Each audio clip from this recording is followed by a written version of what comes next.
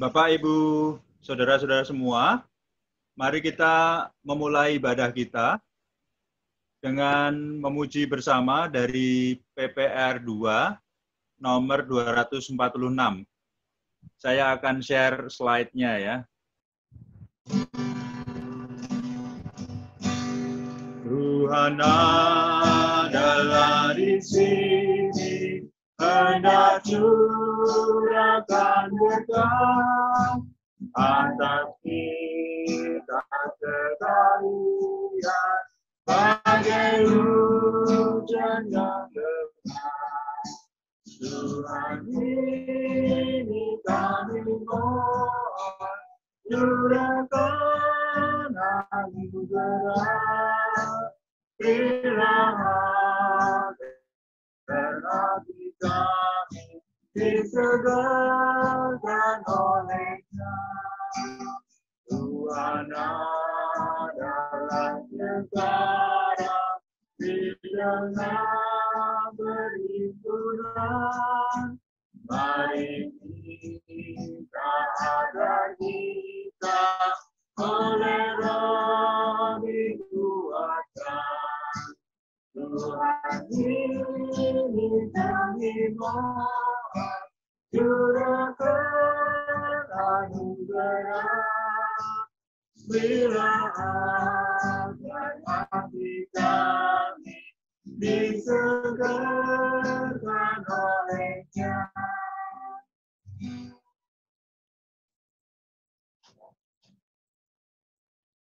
Kami persilahkan kepada Pak Edi untuk menyampaikan khotum dan salam. Ibadah Kamis Putih pada malam hari ini, kita mulai dengan pengakuan bahwa pertolongan kita datangnya daripada Tuhan yang menciptakan langit, bumi, dan segenap isinya, yang di dalam kasih dan kesetiaannya tidak pernah meninggalkan perbuatan buah tangannya. Turunlah atas saudara sekalian anugerah dan sejahtera dari Allah Bapa, Allah Putra, dan Allah Roh Kudus. Amin. Mulia bagi Bapa. Mulia bagi Bapa, bagi Anak serta Roh Kudus. Dari permulaan sekarang dan akan jadi selama-lamanya. Amin. Nats diambil dari Yohanes pasal 13 ayat yang ke-10. Demikianlah bunyi firman Tuhan. Kata Yesus kepadanya, barang siapa telah mandi, ia tidak usah membasuh diri lagi selain membasuh kakinya, karena ia sudah bersih seluruhnya. Juga kamu sudah bersih, hanya tidak semua. Amin, amin, amin. Amin, amin.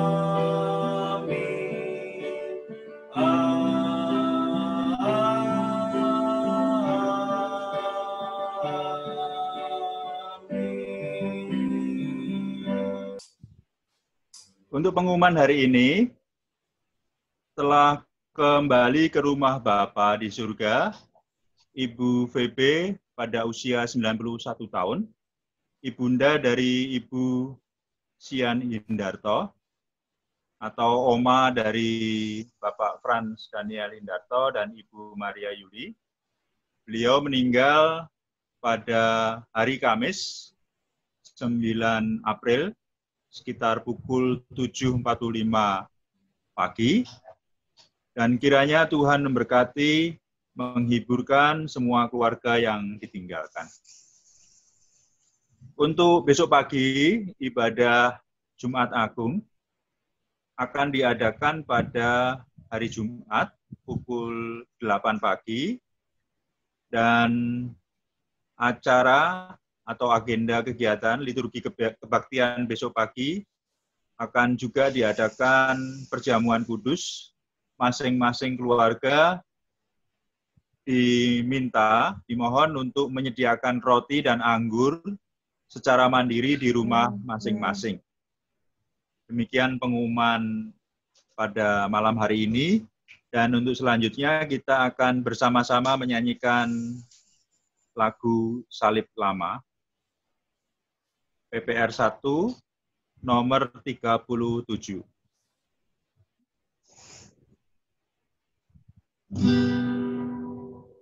Jauh di atas bukit, tanpa salib lama, lambang sengsara dan hina.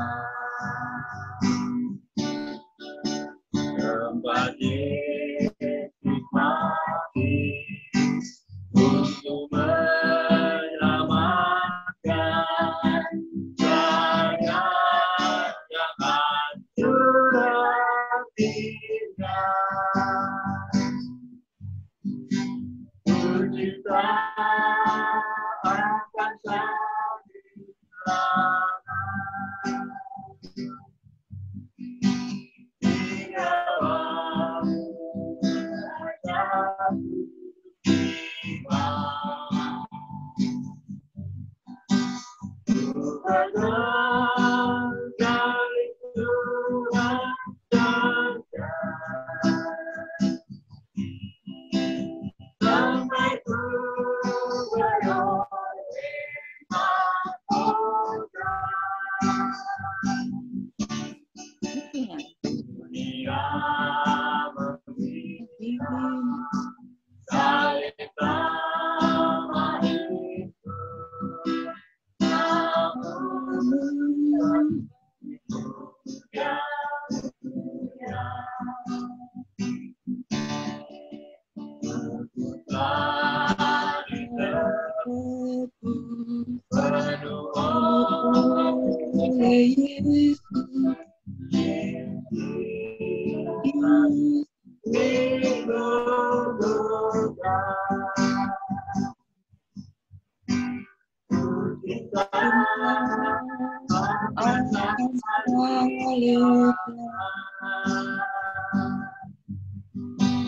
tinggal jatuh jiwa.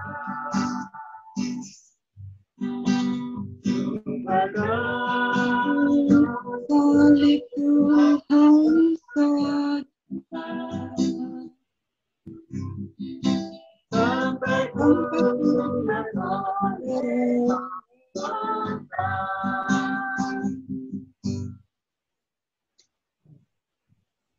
Bapak, Ibu semuanya, saudara-saudara, bersama-sama kita akan berdoa syafaat. Bapa kami yang di surga, Bapa yang kami sembah di dalam Tuhan Yesus, pada malam hari ini kami kembali menghadap hadirat-Mu. Kami mengingat akan kasih setia-Mu dalam kehidupan kami sehari-hari. Kami berdoa untuk berbagai peringatan yang dilakukan oleh anak-anak Tuhan melalui persekutuan, melalui gereja Tuhan di berbagai tempat. Kiranya Tuhan berkati, Tuhan tolong dalam media yang kami pakai. Biarlah kami memperoleh kekuatan. Demikian pula dengan kebersamaan yang kami lakukan melalui online ini, tetap menjadikan kami kuat bersekutu di dalam Tuhan Yesus. Kami mengingat kasih setia-Mu, bagaimana Tuhan telah memberikan teladan, memberikan perjamuan pada kami semua, mempersiapkan hal yang terbaik bagi kehidupan anak-anak Tuhan. Kami pun dapat merefleksikan dalam kehidupan kami sehari-hari, dapat mengerti kehendak Tuhan dalam sikap kami sehari-hari, sehingga pengorbanan teladan Tuhan tidak sia-sia, tetapi dapat kami lakukan dalam kehidupan kami sehari-hari. Kasih Tuhan nyata dalam kehidupan kami. Kami secara khusus juga berdoa untuk Ibu Sian Indarto, kiranya Tuhan memberikan penghiburan, Tuhan memberi kekuatan bagi keluarga Ibu Sian Indarto, biarlah mereka boleh memiliki kekuatan, penghiburan di dalam kasih-Mu, dalam keberadaan mereka, mereka berserah, dan biarlah Roh Kudus hadir dalam kehidupan mereka. Tuhan perlengkapi dengan persiapan-persiapan yang dilakukan untuk upacara penguburan, ibadah yang dilakukan, biarlah Tuhan yang turut campur tangan. Kami juga ingin berdoa untuk virus corona yang mewabah di seluruh penjuru dunia. Kiranya Tuhan juga berkati agar bangsa kami boleh melaluinya dengan baik Tuhan. Tuhan beri kami kekuatan, beri kami kebijaksanaan, ialah upaya yang dilakukan oleh pemerintah boleh dapat dilakukan dengan baik, dan masyarakat Indonesia dapat melakukan, menikmati segala perjalanan pengalaman yang dilakukan dengan baik. Kiranya Tuhan memberi kekuatan pada bangsa, kepada pemerintah yang mengatur, yang melakukan berbagai upaya yang dilakukan. Kiranya Tuhan juga berkati upaya yang dilakukan untuk mencegah supaya virus corona tidak tersebar. Berbagai upaya untuk penguatan, pengobatan para pasien yang terkena virus, tenaga medis yang menangani, demikian juga obat-obatan maupun vaksin yang diperlukan, kiranya Tuhan memberikan pertolongan. Kami menyadari Tuhan, bahwa tanpa pertolongan Tuhan, maka upaya yang dilakukan oleh manusia menjadi sia-sia. Kami juga berdoa untuk dampak virus corona terhadap perekonomian di berbagai tempat, terutama di bangsa Indonesia ini. Kiranya Tuhan berkati, Tuhan tolong sehingga dapat segera pulih kembali kondisi perekonomian yang kami alami. Tuhan kiranya yang memberikan kebijaksanaan bagaimana melalui kondisi yang terjadi. Kami percaya Tuhan terhadap doa-doa yang sudah kami lakukan, karena Tuhan Yesus sudah menolong kami di dalam kami belajar berdoa. Bapa kami yang di surga, dikuduskanlah nama-Mu, datanglah kerajaan-Mu, jadilah kehendak-Mu di bumi seperti di surga. Berikanlah kami pada hari ini makanan kami yang secukupnya, dan ampunilah kami akan kesalahan kami, seperti kami juga mengampuni orang yang bersalah kepada kami. Dan janganlah membawa kami ke dalam pencobaan, tetapi lepaskanlah kami daripada yang jahat. Karena Engkau-lah yang punya kerajaan dan kuasa dan kemuliaan sampai selama-lamanya. Amin. Bapak, Ibu, Saudara semua, sebelum kita mendengarkan firman Tuhan, bersama-sama kita akan menyanyikan dari PPR 1 nomor 76, Iman Itulah Kemenangan. Sedadu matei yang dapat ramai bangunan, berperang sebelumnya malam gelap selimuti langit, melawan musuh bagailah segenap tenagamu.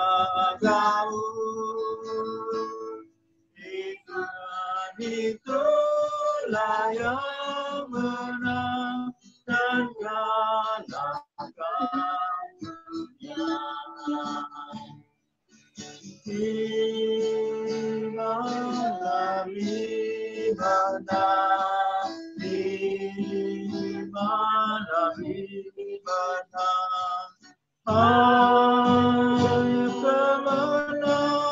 kemenangannya yang kalahkan dunia.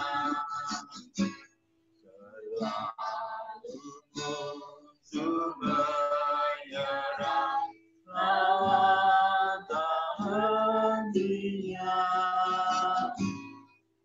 Ingatkan kebenaran dan majulah berperang.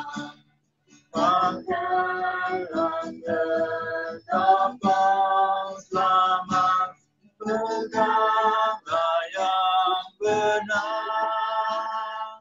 Katakanlah musuh sekalian, sebab seorang iman.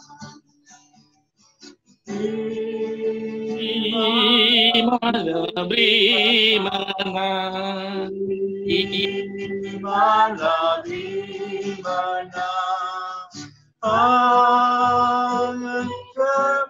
kemenangannya yang kalahkan dunia. Untuk selanjutnya kami persilahkan kepada Bapak Pendeta Edi SS untuk menyampaikan firman Tuhan. Ya, Bapak Ibu sekalian, mari kita berdoa sebelum kita bersama-sama mendengarkan dan merenungkan firman Tuhan pada malam hari ini. Bapa surga, kami terus bersyukur karena Engkau begitu baik pada kami semua. Sampai hari ini, kami boleh ada keadaan yang sehat. Kami tahu ini semua atas penyertaan Tuhan dan pimpinan Tuhan. Terus berkati kami ya Tuhan, jika di masa-masa kami menghadapi hal yang sama, yaitu serangan daripada virus corona ini. Senantiasa damai sejahtera Tuhan, senantiasa perlindungan Tuhan untuk kami nyata. Jika kami boleh, meskipun kami beribadah secara online, berpisah satu dengan lainnya, tapi kami tetap bersyukur. Dan kami tetap bersyukur kalau sampai hari ini, kami boleh bersama-sama menikmati firman yang meneguhkan setiap kami. Tolong kami ya Tuhan, bila waktu ke depan, di waktu Tuhan, di mana kami belajar dari kebenaran firman-Mu. Berkati setiap kami ya Tuhan. Di dalam nama Tuhan Yesus Kristus, Allah kami yang hidup, kami berdoa. Amin. Selamat malam Bapak Ibu semua yang dikasihi Tuhan. Senang bisa berjumpa lagi. Iya, kita masih belum bisa ketemu fisik, tetapi setidaknya kerinduan kita sudah mulai diobati.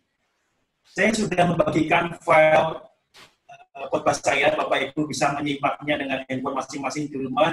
Saya sudah coba pasang di sini, tapi memang kelihatan kecil-kecil, jadi saya khususkan tidak deh, saya bagi aja, dan saya tidak menampilkan di sini, tapi Bapak Ibu bisa menyimaknya di rumah. Nanti kan tidak sempat menyimak, nanti setelah ibadah bisa disimak lagi. Hari ini tema firman Tuhan adalah sudah bersih, hanya tidak semua. Mari kita lihat bagian firman Tuhan dari Injil Yohanes pasal yang ke-13. Injil Yohanes pasal yang ke-13, ayat 4 sampai dengan 12. Injil Yohanes pasal 13, ayat 4 sampai dengan 12. Saya akan membacakan untuk kita semua. Sekali lagi saya ulangi, Injil Yohanes pasal 13, ayat 4 sampai dengan 12. Beginilah bunyi firman Tuhan. Lalu bangunlah Yesus dan menanggalkan jubahnya. Ia mengambil selai kain lenan dan mengikatkannya pada pinggangnya. Kemudian ia menuangkan air ke dalam sebuah basi dan mulai membasuh kaki murid-muridnya. Lalu menyekanya dengan kain yang terikat pada pinggangnya itu. Maka sampailah ia kepada Simon Petrus. Kata Petrus kepadanya, Tuhan, engkau enggak membasuh kakiku? Jawab Yesus kepadanya, apa yang kuperbuat, engkau tidak tahu sekarang, tetapi engkau akan mengertinya kelak. Kata Petrus kepadanya, engkau tidak akan membasuh kakiku sampai selama-lamanya. Jawab Yesus, jikalau aku membasuh engkau, engkau tidak mendapat bagian dalam aku. Ayat 9. Kata Simon kepadanya, Tuhan, jangan hanya kakiku saja, tetapi juga tangan dan kepalaku. Kata Yesus kepadanya, barang siapa telah mandi, ia tidak usah membasuh diri lagi selain membasuh kakinya. Karena ia sudah bersih seluruhnya. Juga kamu sudah bersih, hanya tidak semua. Sebab ia tahu siapa yang akan menyerahkan dirinya. Karena itu ia berkata, tidak semua kamu bersih.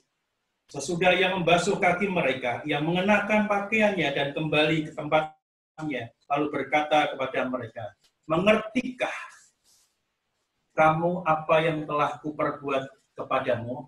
Ya, demikian jauh bacaan firman Tuhan yang pada pagi hari ini berbagilah kita yang senantiasa merindukan untuk membaca, merenungkan untuk firman Tuhan ini. Bapak Ibu sekalian dikasih Tuhan, saya pernah main di satu gereja.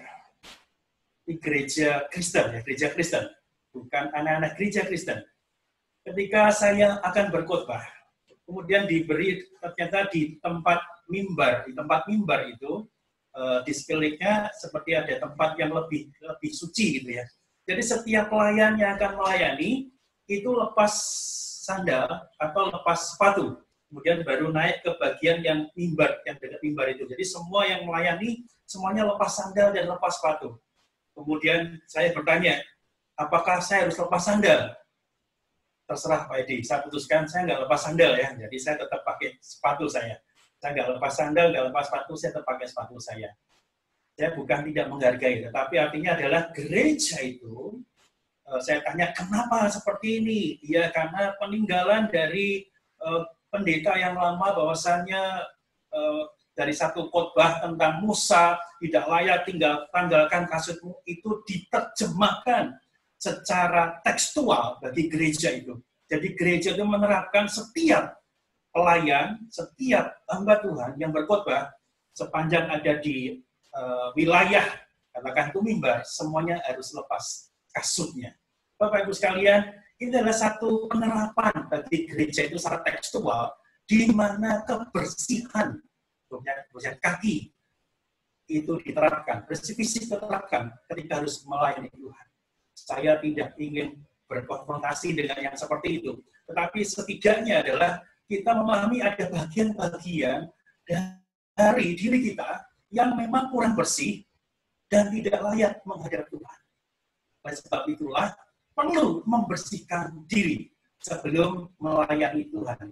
Inilah poin baik daripada gereja itu. Jadi mereka yang betul, mereka yang melayani, mereka bersiap hati dengan pembersihan secara fisik.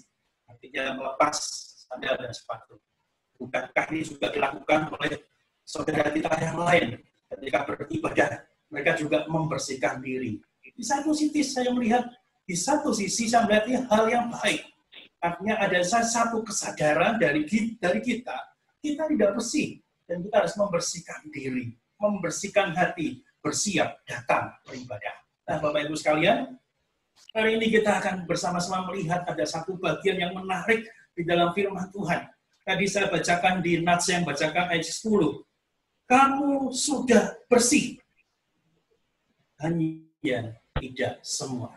Nah, firman Tuhan ini juga menyapa bagi setiap kita ketika Petrus pingin untuk dibersihkan semuanya tubuhnya, tapi Tuhan berkata kepada dia, kamu sudah bersih, tapi tidak semuanya. Nah, kita mungkin sulit untuk memahami bagian ini, jadi lebih baik saya akan menyampaikan kira-kira jalan ceritanya, kemudian konteksnya apa, supaya kita dapat mengerti persis. Nah, Bapak Ibu sekalian, kalau tadi kita baca, ini konteksnya adalah Yesus membasuh kaki murid-muridnya. Yang kita baca ayat yang keempat sampai dengan ayat berikutnya, Yesus membasuh kaki murid-muridnya. Ini sesuatu hal yang sangat luar biasa tentang keteladanan. Pemimpin yang melayani diterapkan oleh Yesus. Yesus mengajar pada murid-muridnya bahwasanya sebagai seorang pemimpin, mereka tidak hanya satu dalam kedudukan yang tinggi tentang kedudukan, tentang posisi, bukan. Tetapi pemimpin yang melayani, servant leader, pemimpin yang melayani, hamba yang melayani, itulah yang diajarkan oleh Tuhan Yesus pada murid-muridnya. menjadi seorang pemimpin itu harus melayani. Yesus yang menjadi pemimpin mereka, menyediakan diri untuk melayani. Dan inilah yang terjadi Bapak Ibu sekalian. Pada waktu Kamis, hari Kamis kalau kita sedang memperingati Kamis Putih. Di hari Kamis malam itulah, kalau dikatakan ini satu rangkaian yang sama, Yesus membasuh kaki murid-muridnya pada di hari Kamis itu. Ketika mereka akan naik ke lantai, katakan ke bagian atas, Yesus membasuh kaki murid-muridnya. Di tempat persekutuan itulah, Yesus membagi murid-muridnya. Sebuah teladan yang indah, keteladanan tentang kepemimpinan. Tetapi jauh lebih daripada itu. Yesus ingin mengingatkan murid-muridnya, bahwasanya kamu menjadi muridku, kamu juga harus melayani sama seperti aku melayani kepada engkau. Menjadi pemimpin, menjadi murid, yang juga nanti dia punya murid lagi, kamu harus menjadi teladan bagi murid-muridmu. Yang kedua, selain membasuh kaki murid-muridnya, ini juga dalam konteks bahwasannya inilah perjamuan terakhir. Hari Kamis inilah perjamuan terakhir. Murid-muridnya belum tahu itu hari terakhir pada mereka berkumpul bersama dengan Yesus. Tapi di malam itulah, atau di Kamis Putih, perjamuan kudus itu berlangsung. Perjamuan kudus untuk mereka, Yesus memecahkan roti. Kemudian mereka menikmati roti itu bersama. Dan mereka belum paham. Nah, di dalam konteks keteladanan yang pertama, pemimpin yang melayani. Kemudian ada perjamuan terakhir, di mana itulah lambang, kalau kita sekarang mengerti, Yesus memecahkan tubuhnya. Perkataan Petrus ini seperti muncul. Begitu kuat kalau kita memahaminya. Kamu, Yesus berkata pada Petrus, kamu sudah bersih, hanya tidak semua. Ketika Petrus dibasuh oleh Yesus, dia minta, Tuhan jangan kaki aja, kalau bisa ya semuanya aja, tangan dan kepalaku semuanya dicuci bersih. Dia ingin semuanya bersih, bukan hanya kaki. Tapi Tuhan mengatakan hal ini kepada Petrus, kamu sudah bersih, hanya tidak semua. Jadi ada satu hal yang menarik Bapak Ibu sekalian, Petrus merasa bahwasanya ketika Yesus sudah melayani itu baik, tetapi dia minta sesuatu yang lebih. Jadi ini ada satu gambaran daripada Petrus, dia punya latar belakang pemikiran yang dibawa adat yang membelakangi dia, itu ada di dalam kepala dia. Kalau Tuhan yang membersihkan kaki aja, mungkin yang bersih cuma kaki saja. Jadi lebih baik semuanya dibersihkan. Nah, Bapak Ibu sekalian, sebelum kita lebih lanjut, saya ingin mengatakan seperti ini. Mari kita coba belajar arti daripada bersih itu sendiri itu apa, supaya kita bisa nanti lebih jauh, lebih mengerti. Artinya sampai di mana sih maksudnya kalimat ini. Bersih itu artinya bersih atau murni. Jadi bersih itu bersih atau murni. Kemudian kalau kita melihat lagi pemaknaannya ada dua bagian. Satu, apakah pemaknaannya secara lahiriah, secara hurufiah, dan kedua, yaitu secara kiasan. Nah, secara hurufiah, dikatakan bahwasanya bebas daripada kotoran.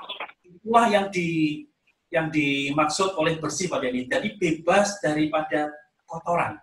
Atau dia dalam keadaan yang tidak kotor. Itulah bersih. Jadi bersih ini merupakan satu keadaan, lawan daripada kotor. Ya, kalau kita perhatikan, kita bisa melihat daripada Ibrani 10 ayat 22.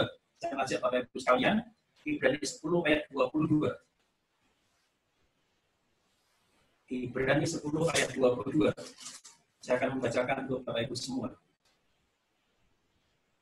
Karena itu, marilah kita menghadap Allah dengan hati yang tulus ikhlas, dengan keyakinan iman yang teguh, oleh karena hati kita telah dibersihkan dari hati nurani yang jahat dan tubuh kita telah dibasuh dengan air yang murni.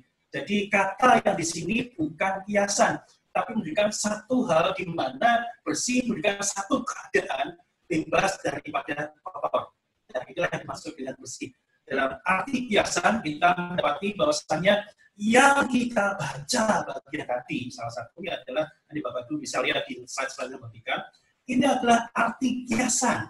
Jadi kalau kita membaca Yohanes pasal 13 tadi ayat 10, kamu sudah bersih, hanya tidak semua. Artinya kalau kiasan, ini yang bersih apa? Kita bertanya lagi, yang bersih apa? Bukan soal tangan ataupun kepala, tetapi ada arti kiasan yang disampaikan oleh Tuhan Yesus. Dan arti kiasan ini setidaknya sedikit jelas di dalam ayat yang ke-11. Sebab ia tahu, Tuhan tahu siapa yang akan menyalahkan dirinya, karena itu ia berkata, tidak semua kamu bersih.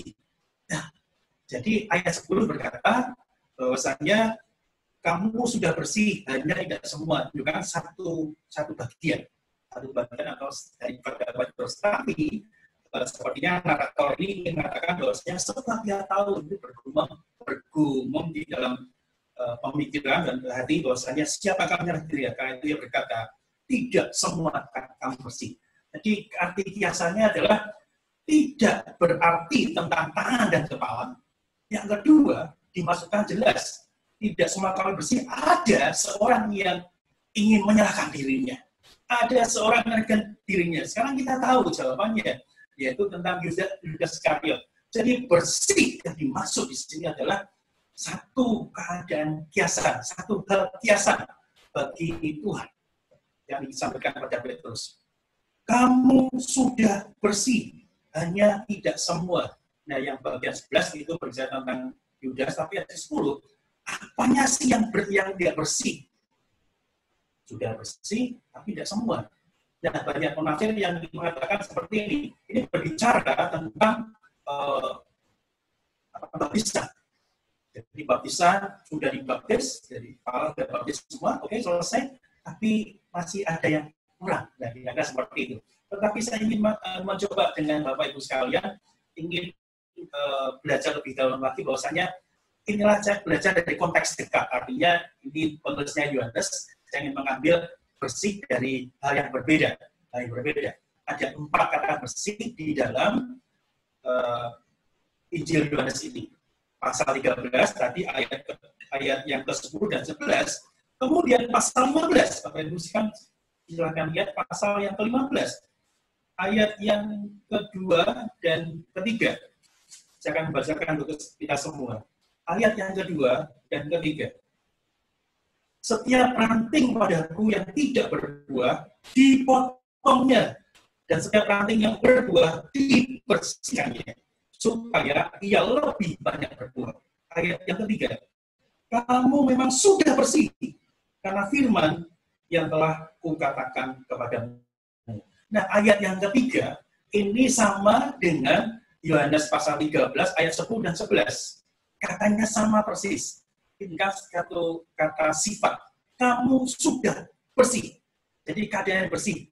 Tapi pasal 15 membedakannya adalah, dalam arti biasa, kamu sudah bersih oleh, jelas dikatakan, oleh firman.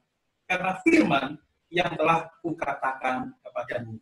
Jadi bersih ini adalah satu keadaan di mana firman yang telah dikatakan oleh Tuhan.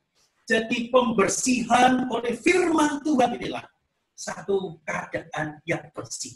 Jadi Bapak Ibu sekalian, ketika kita mendengar firman, kita membaca firman, kita merenungkan firman, bukankah kita sedang dalam proses pembersihan? Firman seringkali membuat kita tergelitik, membuat kita mendorong kita bahkan melakukan sesuatu. Yaitulah pembersihan karena firman yang telah disampaikan oleh Tuhan.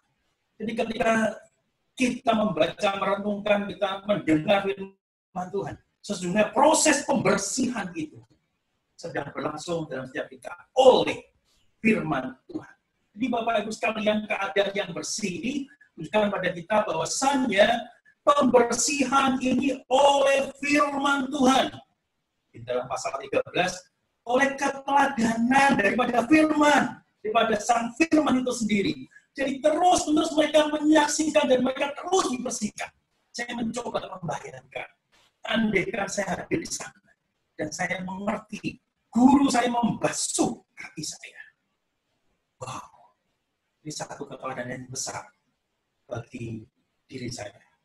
Bagaimana mungkin atasan saya, guru saya, membasuh kaki saya? Saya tidak layak. Tetapi guru saya membuat saya menjadi layak. Saya merasa diterima. Saya merasa dibangkitkan segala sesuatu yang ada dalam diri saya. Inilah satu proses keteladanan, proses pembersihan oleh kalau pasal 15 oleh firman yang dikatakan oleh Tuhan sendiri. Petrus sudah mendengar firman karena Yesus banyak mengajar. Yesus menyaksikan sang firman itu melakukan segala sesuatu. Inilah satu proses yang dikatakan oleh firman Tuhan pasal 15. Kamu bersih oleh firman itu. Bapak-Ibu sekalian, hari ini kita juga terus sedang memikirkan satu hal, terutama untuk diri kita bersih, terutama bersih daripada virus corona ini. Ketika kita pergi dari rumah, terpaksa harus pergi. Kita pulang, wajib melakukan protokol kebersihan yang harus dilakukan.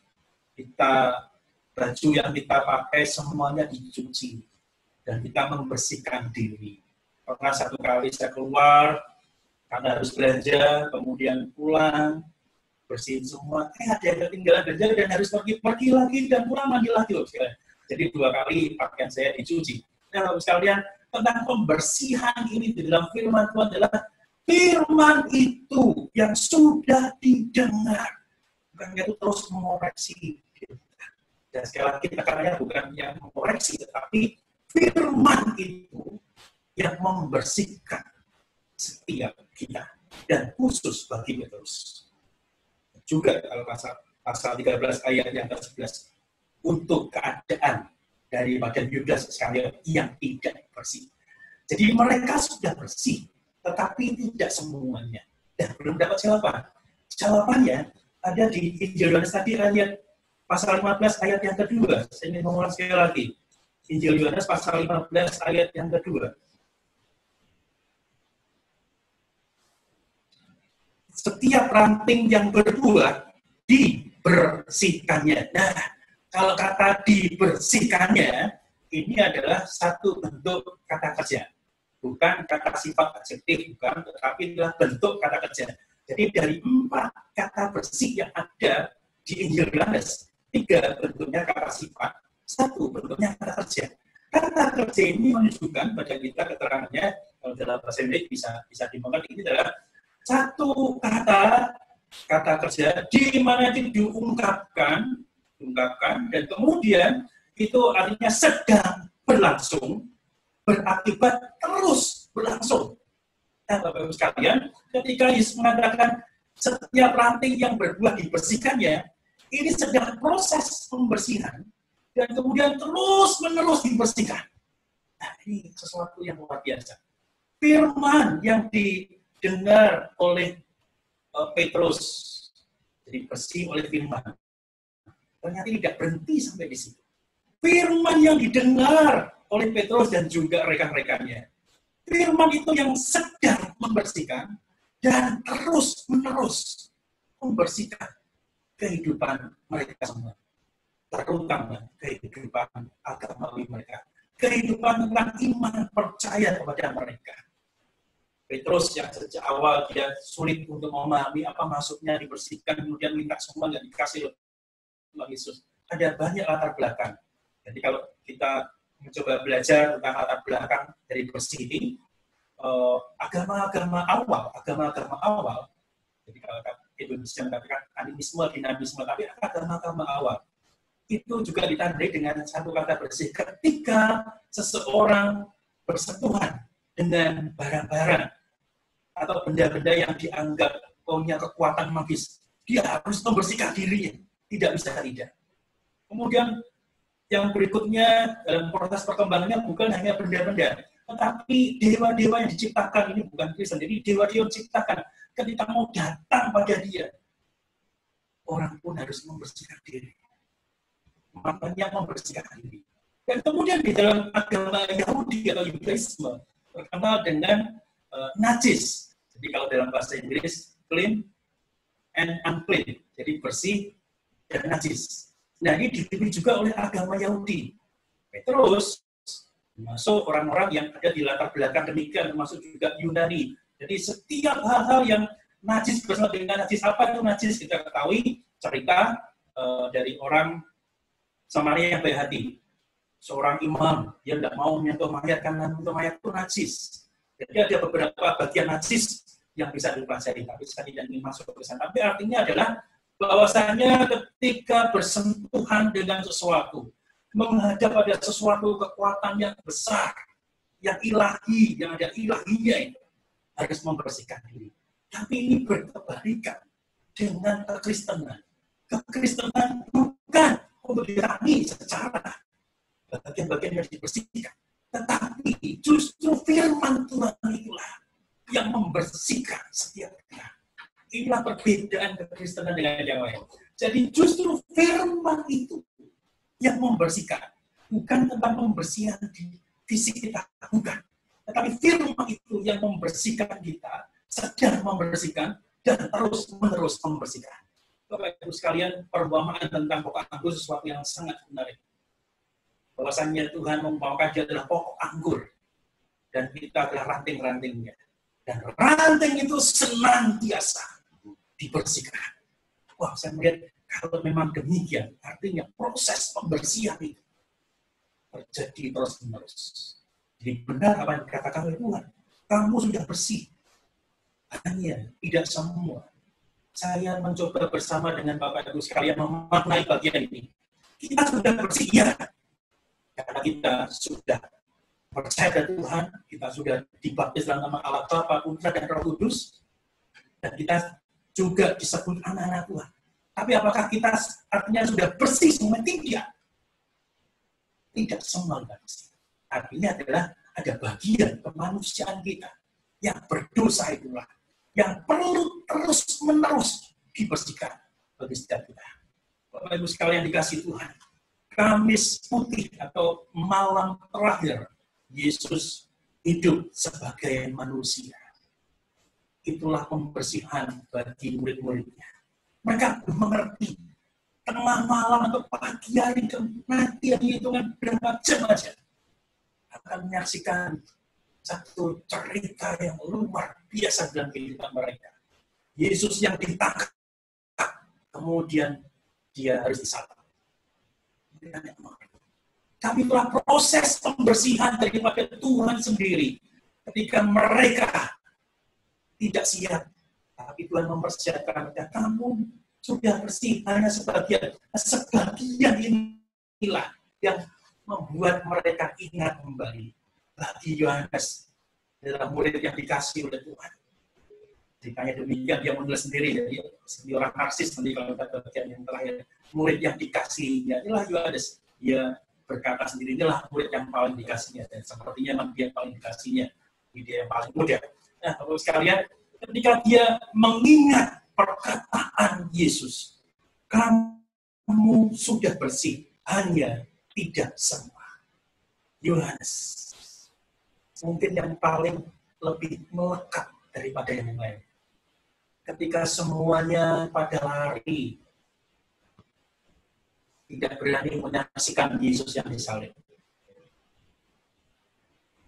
Petrus menyangkali, bukankah benar firman Tuhan, kamu sudah bersih, tapi tidak semua. Petrus menyangkali.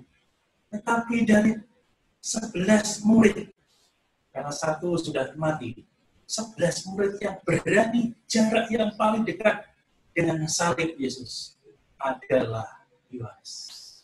Yohanes sedang diproses oleh Tuhan. Kamu sudah bersih, hanya tidak semua. Menyaksikan Tuhan, gurunya yang harus mati di kayu salib. Ada satu proses pembersihan di dalam dirinya. Maka firman itu yang dia dengar, yang dia saksikan, yang dia murnikan di dalam pikiran dan hatinya. Yohanes senang, maka dia memberikan pokok anggur bagi setiap kita yang disampaikan oleh Tuhan Yesus pengajaran di hari Kamis malam ini. Pokok anggur yang benar, hanya Tuhan yang benar. Kita ranting-rantingnya. Ranting itu kalau nggak berbuah dipotong. Tapi kalau berbuah dibersihkannya. Bapak Ibu sekalian, berbahagia kita kalau Tuhan demikian seperti itu. Kalau senantiasa tiap waktu kita dibersihkan oleh Tuhan. Dibersihkan oleh kebenaran daripada firman Tuhan. Hari ini kita mendengar ada 2 pendeta besar yang sedang berantem di media sosial. Saya tidak tertarik untuk menanggapi, Ibu sekalian. Saya pikir bukan waktunya untuk menanggapi, bukan tidak berani untuk menanggapi, tetapi artinya adalah kita sedang di dalam krisis yang besar. Krisis yang dialami oleh kita semua. Bukankah lebih baik kita berpikir bukan soal teologi kamu, teologi A, C, B, C, itu penting. Tapi bagian sekarang, oke lah. Kita sama-sama menghadapinya. Ini bukan tentang perebutan jemaat, bukan tentang teologi. Tapi bagaimana setiap kita dibersihkan oleh Tuhan. Bagaimana firman itu yang menentukan setiap kita. Toh, saya katakan toh. Kalau kita banyak membaca firman Tuhan, Roh Kudus yang diam di dalam hati kita, Roh Kudus itulah yang memurnikan setiap kita. Ketika kita mendengar pendeta berkata demikian, Roh Kudus itu memberikan hikmat bagi setiap kita. Apakah perkataan dia itu benar? Oh, dia juga manusia yang bisa salah, termasuk saya bisa salah. Jadi tidak mengandalkan kepada perkataan manusia, sekalipun dia Tuhan yang besar sekalipun. Tapi kembali kepada Alkitab. Kembali kepada Alkitab. Nah, dalam hal ini saya ingin mengajak Bapak-Bapak sekalian, siapkan diri kita untuk terus-menerus dibersihkan. Dibersihkan memang menyakitkan. Tetapi dibersihkan menandakan bahwasanya kita itu berbuah. Kalau kita sudah berbuah, kita sudah dibuang, sudah dipotong, dibuang, dan dibakar. Tapi sepanjang kita masih dibersihkan, kita sesungguhnya masih berbuah. Hari-hari ini juga menjadi proses pemurnian dalam arti kiasan. Jadi, kayak ini kan katanya adalah arti kiasan. Kita sedang dimurnikan. Ketika banyak pertanyaan tentang Tuhan di dalam diri kita. Mengapa Tuhan mengizinkan segala sesuatu dan segala macam? Kenapa Tuhan kelihatannya seperti ini? Harus ada dokter-dokter yang banyak meninggal karena mereka banyak menolong. Dan juga hamba Tuhan yang meninggal cukup banyak. Kenapa Tuhan suka membiarkan? Bapak Ibu sekalian, pertanyaan yang sulit dijawab. Saya pun juga kesulitan untuk menjawab. Karena saya tidak tahu rencana Allah seperti apa. Tapi setidaknya kita mengerti dari setiap yang kita pertanyakan. Tuhan sedang memurnikan kita. Tuhan sedang membersihkan kita. Untuk kembali kepada Tuhan. Tuhan, maksudmu apa? Kalau kita tidak mendapat jawaban, terus itu memurnikan kita. Tapi bukan terus bertanya juga. Tuhan, saya melakukan apa? Di dalam masa-masa yang sekarang. Andaikan kita dalam kesulitan. Pekerjaan kita bisa berhenti. Atau di freeze kita hanya menjadi pekerja harian, atau mungkin kita dirumahkan yang status masih bekerja tapi tidak mendapat gajian, sebenarnya itu mungkin. Tapi di saat-saat yang seperti inilah kita bersama-sama memurnikan. Tuhan, apa kehendak-Mu atas kami semua? Kita sadar seperti firman Tuhan ini, kita semua sudah bersih. Hanya tidak semua. Tidak semua itu. Setiap kita berbeda. Kita kembali bertanya pada diri kita. Tuhan, apa yang belum bersih dalam diri saya? Dan mohon Tuhan, di malam hari ini, Tuhan bersihkan. Dan firman-Mu itu yang memurnikan setiap kami. Untuk senantiasa kuat menghadapi bagian-bagian yang seperti ini. di dalam keadaan seperti ini, dan terus melangkah bersama dengan Tuhan, dan meyakini Tuhan punya rencana yang indah bagi setiap kita. Pagi tadi, saudara kekasih kita, Gusian, besar Gusian, sedang berduka. Karena mamanya, Oma Feto, dipanggil Tuhan. Meninggal di dalam waktu-waktu yang sekarang ini lebih sulit, Bapak Ibu sekalian. Mencari rumah sakit, mencari persemayaman jenazah tidak mudah. Karena semua harus diperiksa tentang COVID-19, meskipun tidak meninggal COVID-19 atau corona, itu semua harus dideteksi seperti itu. Tidak mudah. Jadi cari rumah sakit, kita pun juga khawatir. Itu termasuk rujukan atau tidak. Semuanya bingung. Nah, ketika dalam situasi seperti ini, yang datang pun terbatas. Dalam keadaan seperti ini, satu hal yang bisa kita lakukan untuk saudara seiman kita, bisa di Gusian dan keluarga. Kita mendukung doa. Saya sempat WA pribadi dengan Yuli. Dia katakan, Tuhan itu baik. Dan Tuhan punya rencana yang indah bagi Oma baik ini. Saya senang dengan perkataan itu. Bahwa di dalam waktu Tuhan punya rencana yang indah di dalam keadaan yang sulit ini. Besok jenazah akan dilayani, saya akan melayani, dan kemudian akan dikubur di San Diego. Doakan Bapak Ibu sekalian, dalam doa Bapak Ibu sekalian. Semua proses berlangsung dengan baik. Di tengah segala kesulitan, kita belajar memurnikan diri kita.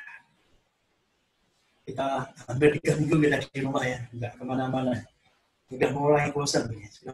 Tapi kita keluar pun juga tidak mampu. Nah, sepertinya saat-saat yang baik untuk kita memikirkan, meskipun kita di rumah. Waktunya di rumah, ketika di rumah kita menceritakan karya-karya yang baik. Dan dengan pemikiran yang lebih tenang, kita tidak kemana-mana dengan karya yang baik. Ketika ada di rumah, waktunya lebih banyak sebenarnya untuk kita berdoa. Kalau dulu ada banyak keraguan, ada banyak alasan, bukan keraguan, ada banyak alasan. Kenapa kamu tidak baca firman Tuhan? Gak bisa waktu untuk bekerja dan segala macam. Gak bisa waktu untuk berdoa. Tapi sekarang ketika di rumah terus, jawaban itu nggak tepat. Karena kita punya banyak waktu untuk berdoa, banyak waktu baca firman, banyak waktu bahkan kita bisa nonton banyak live yang ada, kebaktian yang live, kita bisa menyaksikan banyak waktu. Nah, barangkali jadi satu rencana indah bagi setiap kita. Pakai waktu yang ada untuk memurnikan hati, pikiran kita. Untuk membekali kita ke depan bersama, melangkah bersama dengan Tuhan. Kita nggak tahu besok yang terjadi apa. Di pemurnian itu, di malam terakhir sebelum Tuhan disalib, membuat dampak yang besar bagi murid-muridnya. Secara khusus bagi Petrus, yang ini semuanya dibersihkan, tapi ternyata dia binasa. Bapak Ibu saudara sekalian dikasih Tuhan. Saya ingin mengajak kita semua, kita coba renungkan firman Tuhan ini dan kita di dalam tempat kita masing-masing di mana kita berada. Kita coba renungkan bagian-bagian mana yang kita perlu dibersihkan Tuhan. Tidak perlu Bapak Ibu mengucapkan kata atau kalimat, cukup Bapak Ibu memikirkan Tuhan bagian mana yang perlu dibersihkan. Keadaannya saya sudah bersih, tapi di bagian-bagian yang perlu dibersihkan. Pikirkan sejenak. Dan kemudian kalau Bapak Ibu sudah menemukan, minta tolong pada Tuhan. Tuhan, murnikan saya. Bersihkan saya. Agar saya menjadi orang yang terus senantiasa belajar untuk membersihkan diri. Dan dibersihkan oleh kebenaran firman. Mari Bapak Ibu sekalian. Jika Bapak Ibu sudah memikirkan, kalau sudah ketemu apa yang perlu dimurnikan, saya akan mengajak Bapak Ibu berdoa. Dan bagi Bapak Ibu yang belum menemukan, saya pun berdoa untuk Bapak Ibu sekalian. Ya Tuhan memberikan hikmat, memberikan pengetahuan bagi setiap kita, menemukan apa yang kurang bersih dalam diri kita. Dan kita mari bersama-sama melangkah untuk membersihkan diri kita. Saya pun juga belajar untuk terus membersihkan diri. Karena saya adalah manusia yang dibalut dengan daging, yang terlahir dalam keadaan dosa. Meskipun Tuhan menebus dosa saya, tapi ada bagian-bagian hidup saya yang terus-menerus dibersihkan. Mari kita berdoa bersama. Saya akan berdoa untuk kita semua. Biar Tuhan menolong setiap kita. Mari Bapak Ibu sekalian kita berdoa. Bapa di surga, kami bersyukur dengan firman-Mu. Firman yang memurnikan setiap kami. Kalau Engkau berbicara di waktu yang tepat, di mana itu jadi warisan besar bagi setiap murid-murid-Mu. Pesan-pesan terakhir yang menggugah pikiran, yang menggugah hati, yang menggugah nurani daripada setiap murid-murid-Mu. Kami belajar ya Tuhan, betapa pentingnya kalimat-kalimat Tuhan di waktu-waktu yang seperti ini. Malam hari ini kami belajar ya Tuhan, betapa kami membutuhkan Engkau, Sang Firman itu, untuk terus memurnikan langkah hidup kami, memurnikan setiap pemikiran kami, memurnikan pelayanan kami, memurnikan kehidupan rumah tangga kami, memurnikan keluarga kami. Tuhan, kami perlu firman-Mu. Yang firman-Mu boleh menyapa setiap kami, dan boleh menegur setiap kami, sekaligus juga menopang kami ya Tuhan. Kuasai kami dengan firman-Mu. Dan kami percaya, meskipun ini satu pembelajaran yang sakit bagi setiap kami, ketika kami belajar mengoreksi diri, sesungguhnya kami sedang berbuah. Dan Tuhan ingin terus kami berbuah lebih lebat lagi. Biarkan kami mengalami proses pemurnian ini di dalam Tuhan. Supaya kami berbuah lebat. Semakin lebat. Dan semakin lebat lagi ya Tuhan. Tuhan, Engkau mendengar setiap seru doa kami semua. Setiap kami yang sedang beribadah pada saat ini. Engkau mendengar apa menjadi kelemahan kami masing-masing. Tuhan murnikan. Tuhan kuduskan. Bila kami melihat Tuhan, belajar daripada Tuhan yang memurnikan dan menguduskan. Karena Engkau sendiri juga memberikan pelajaran di dalam pemurnian iman. Engkau rela mati bagi kami ya Tuhan. Menebus dosa kami. Dan kami dimurnikan. Sangat mungkin ada bagian-bagian yang harus kami matikan tentang keinginan kami, tentang keberdosaan kami. Tapi biarlah itu menjadi bagian yang mati, yang tidak ingin kami sentuh untuk bangkit kembali. Bagian yang mati yang terhilang, kami bertumbuh sebagai orang-orang percaya yang berpegang teguh pada Tuhan, yang hidup di dalam firman Tuhan. Terima kasih Tuhan untuk firman.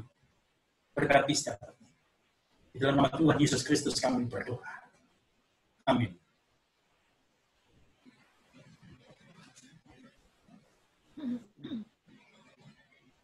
Bapak, Ibu semuanya, bersama-sama kita akan mengakhiri ibadah kita dengan menyanyikan Ku Serahkan Semua, PPR 1 nomor 40.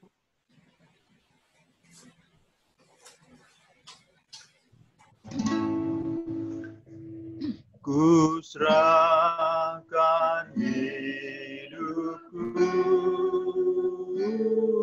tumpahkan darahku, agar kau tertebus dan hidup selamat ku beri hidupku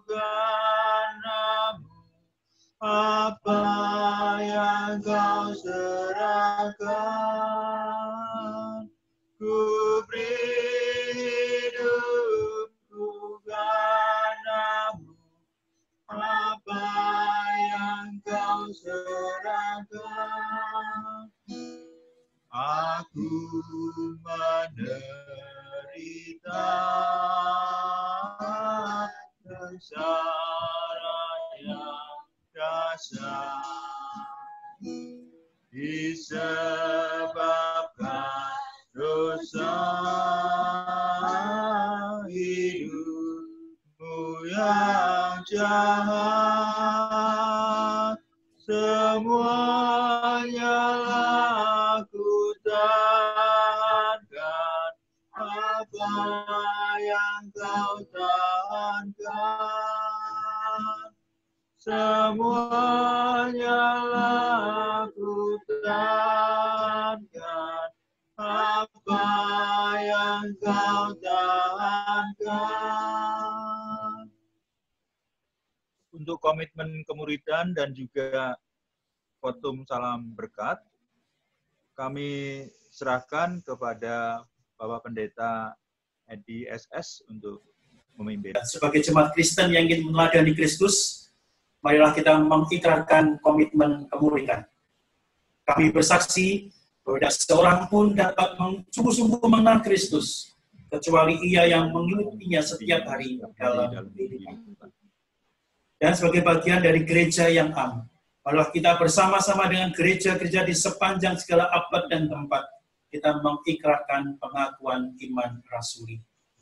Aku percaya kepada Allah, Bapa yang Maha Kuasa, Khalik langit dan bumi, dan kepada Yesus Kristus, anaknya yang tunggal Tuhan kita, yang dikandung daripada Roh Kudus, lahir dari anak darah Maria, yang menderita sengsara di bawah pemerintahan Pontius Pilatus, disalibkan, mati dan dikuburkan, turun ke alam maut.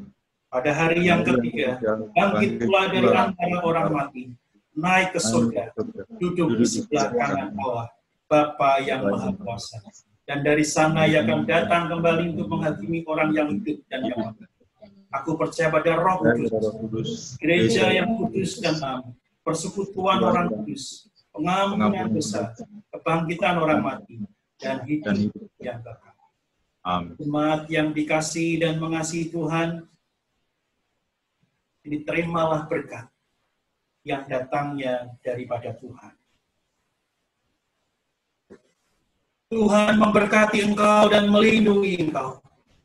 Tuhan menyinari engkau dengan wajah-Nya dan memberi engkau kasih karunia. Tuhan menghadapkan wajah-Nya kepadamu dan memberi engkau damai sejahtera. Amin. Pada Allah dipuji. Kepada Allah dipuji semua makhluk di bumi, padanya beri